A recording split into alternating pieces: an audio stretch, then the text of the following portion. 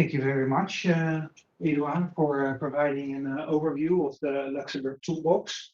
With almost 8 trillion AUM or even more, it's not easy to challenge how the toolbox could be better, with having a financial domain, which is the second biggest center in investment funds in the world. But I try to do my best to take away the cheese from the hamburger, at least as it concerns toolbox. I mean, if we look from a financial regulatory perspective on European level, we don't really see anything with respect to products or legal forms.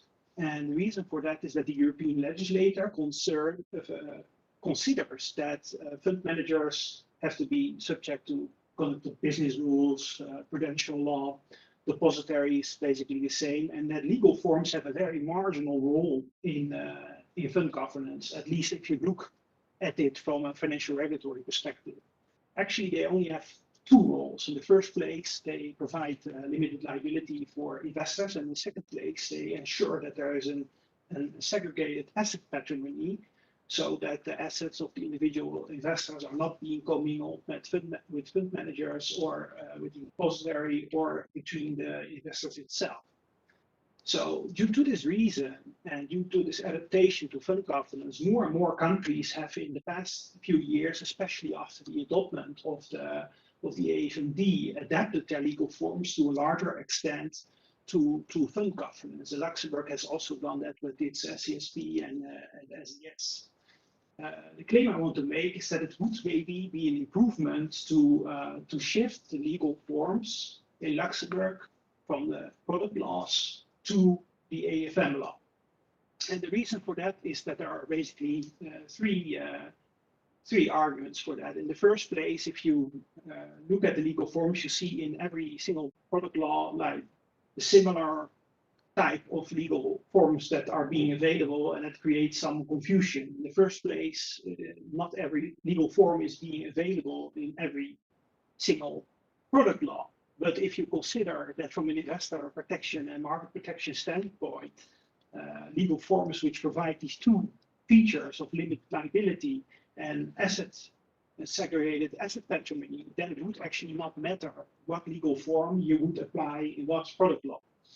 In the second place, there are also inconsistencies to be found. One notable example, maybe not in product law, but in Luxembourg corporate law, you cannot employ any umbrella structure, whereas from an investor protection standpoint, actually, it makes no sense to differentiate between, at the one hand, product laws in which you have AIFs as SCSPs or SCS, and at the other hand, it being established under Luxembourg corporate law.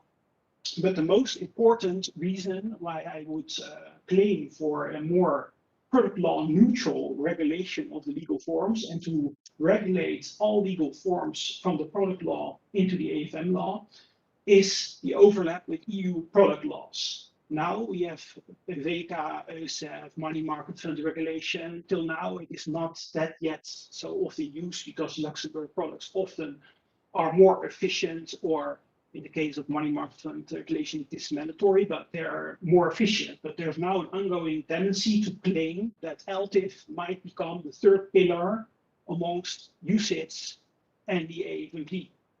And if that is really going to be the case, if the LTIF regulation is going to be amended to be truly a retail product for alternatives with a passport, you would not apply a product neutral approach with legal forms, then basically there would be an overlap between, at the one hand, having to structure your legal form also for tax reasons through a product law, and at the other hand, then having to apply the mandatory heavy requirements of LTIF, which are to be expected.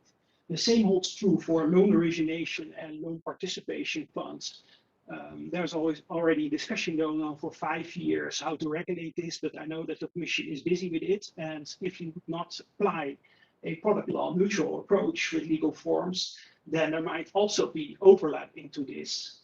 So coming to a conclusion, I think the Luxembourg toolbox is obviously very flexible and obviously one of the most flexible regimes in Europe. But I think it could be a bit better if a more product law neutral approach would be applied. Thank you very much.